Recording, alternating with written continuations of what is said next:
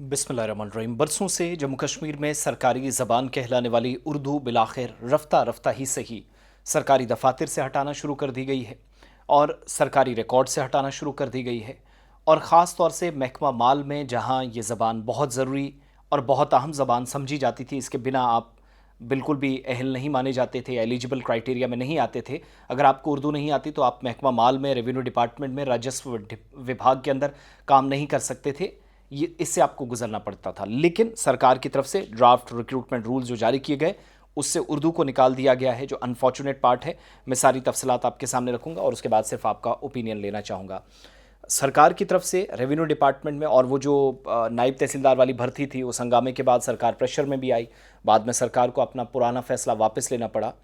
जो draft rules तैयार किए गए हैं, कवायद का जो मसवदा तैयार किया गया है, उर्दू ज़बान की लाजमी शर्त को ख़त्म कर दिया गया है। उर्दू कंपलसरी नहीं होगी, ठीक है, ऑप्शनल रखी गई है। पास्ट में भी रेवेन्यू डिपार्टमेंट में भर्ती के लिए जो उर्दू ज़बान है अहलियत के लिए लाजमी समझी जाती थी और इस फैसले पर मुख्तलिफ रद्दमल सामने आए थे, जिसमें बीजेपी ने इस फैसले की हिमायत भी की थी कि इस तरह का फैसला लिया जाना ज़रूरी है, जो आज हुआ। 10 अप्रैल को रेवेन्यू डिपार्टमेंट में नॉन गेजेटेड पोस्टों के लिए नई भर्ती कवायद का मसवदा जारी किया, ड्राफ्ट रूल्स जारी किए। 15 दिन के अंदर अंदर एतराज़ात भी मांगे हैं और ये पेशरफ्त बीजेपी की तरफ से एहतजाज के तकरीबन 1 साल बाद सामने आई, जब बीजेपी ने नायब तहसीलदार एग्ज़ाम में उर्दू को कंपलसरी करार देने के फैसले को वापस लेने का मुतालबा उमर अब्दुल्ला सरकार से किया था। मामला सेंट्रल एडमिनिस्ट्रेटिव ट्रिब्यूनल यानी कैट तक पहुंचा, जिसने 14 जुलाई 2026 को अपने हुक्म में, बल्कि 14 तारीख को, जुलाई का महीना भी आना बाकी है, माफ़ कीजिएगा, 14 तारीख को अपने हुक्मनामे में उर्दू की शर्त को ख़त्म कर दिया और जस्टिस राजेंद्र डोगरा और राम मोहन जौहरी पर मुश्तमिल जो बेंच है, उन्होंने 2009 के रेवेन्यू सर्विस रूल्स के उन सेक्शंस पर रोक लगा दी जिसमें उर्दू जानना लाजमी या कंपलसरी करार दिया गया था और यह फैसला राजेश सिंह और बाकी की दरख्वास्त पर सुनाया गया जो अदालत पहुंचे थे। अब जब जम्मू कश्मीर और उर्दू को आप देखते हैं तो एक पुराना नाता है, रिश्ता है।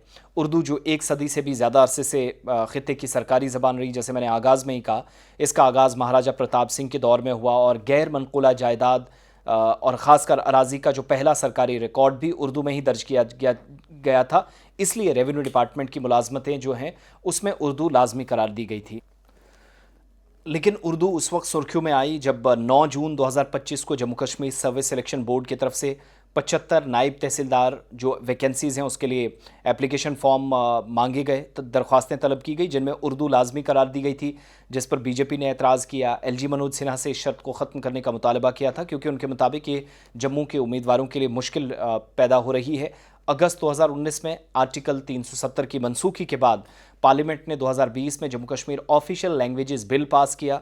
फिर उर्दू के साथ डोगरी, कश्मीरी, हिंदी और अंग्रेज़ी ज़बानों को भी सरकारी ज़बानों में शामिल किया। Now they are also right now in current period they are well known as the official languages, जिसमें कश्मीरी है, डोगरी है, and we include in these 4 languages Kashmiri, Hindi, अंग्रेज़ी जो इसके साथ थी, तो उर्दू तो थी ही।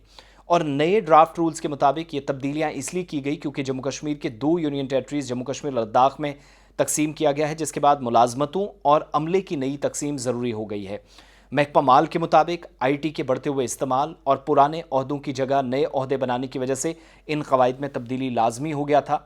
मसवदे के मुताबिक कुल 11,500 से ज़्यादा ओहदे हैं, जिनमें 507 नायब तहसीलदार, 1207 गिरदावर, 4809 पटवारी शामिल हैं। नायब तहसीलदार के 40% ओहदे जो हैं वो रास भर्ती से और बाकी तरक्की के ज़रिए भरे जाएंगे, जबकि पटवारी के तमाम ओहदे बराह रास्त भर्ती से पुर किए जाएंगे। 2009 के कवायद के मुताबिक इन ओहदों के लिए ग्रेजुएशन के साथ उर्दू लाजमी थी, लेकिन नए ड्राफ्ट रूल्स के मुताबिक सिर्फ किसी तस्लीम शुदा यूनिवर्सिटी से ग्रेजुएशन, कम अज़ कम अहलियत इसकी होनी चाहिए, उर्दू वगैरह की कोई ज़रूरत नहीं। इधर जम्मू कश्मीर उर्दू काउंसिल ने इस फैसले पर अफसोस जाहिर किया है। काउंसिल के सदर एडवोकेट अब्दुल रशीद हंजूरा की क़यादत में जो हंगामी इजलास मुनक़िद किया गया, उर्दू शर्त ख़त्म करना ज़बान पर एक बड़ा हमला वो करार दे रहा है और काउंसिल ने हुकूमत से इस फैसले को वापस लेने का भी मुतालबा किया है। दूसरी तरफ बीजेपी के तर्जुमान जोरावर सिंह जम्वाल, बाकी लोग इसका खैर मकदम कर रहे हैं और बाकी ज़बानों को भी उनके मुताबिक मौका मिलेगा। मसावी हुकूक की बात है तो जम्मू सूबे के साथ जो हिंदी नॉन हैं, उर्दू नहीं जानते, उनके लिए फ़ैसला मुश्किल हो जाएगा और जम्मू के नौजवानों को उर्दू न जानने की वजह से वो कह रहे हैं कि मुश्किलात का सामना था। लेकिन जो पुराना रिकॉर्ड है जिसको डिजिटलाइज मैक्सिमम जो डिजिटलाइज हो चुका है, डिजिटाइजेशन के इस प्रोसेस के साथ क्या उसकी ज़बान मुकम्मल तौर पर बदली जाएगी, जहाँ खसरा गर्दावरी, इंतकाल जैसे अल्फाज का इस्तेमाल होता है जो उर्दू नोइंग को भी कई बार पढ़ते और समझने में बहुत मुश्किल आती हैं। तो अनफॉर्चुनेट है कि ज़बानों पर रफ्ता रफ्ता हमला करना शुरू किया गया, जो 2019-20 के बाद शुरू हुआ। आहिस्ता आहिस्ता उसको अमली जामा पहनाया जाने लगा। आप दोनों ऑप्शंस रख सकते थे, लेकिन आपने मुकम्मल तौर पर उस ज़बान को पोस्ट और बढ़ाई जा सकती थी, जहां उर्दू वाले भी और हिंदी वाले भी अपना अपना काम करते, एक को भी कंपलसरी करा देते दूसरे को, लेकिन एक को मुकम्मल ख़त्म कर फिर ऑप्शनल में डाल देना, इस चीज़ से ज़बान की तो अहमियत नहीं ख़त्म होगी, लेकिन शफाफियत की जो अहमियत थी, शफाफियत और एहतसाब या जवाबदेही की जो बात थी, उस पर अभी भी सवालिया निशान बरकरार है।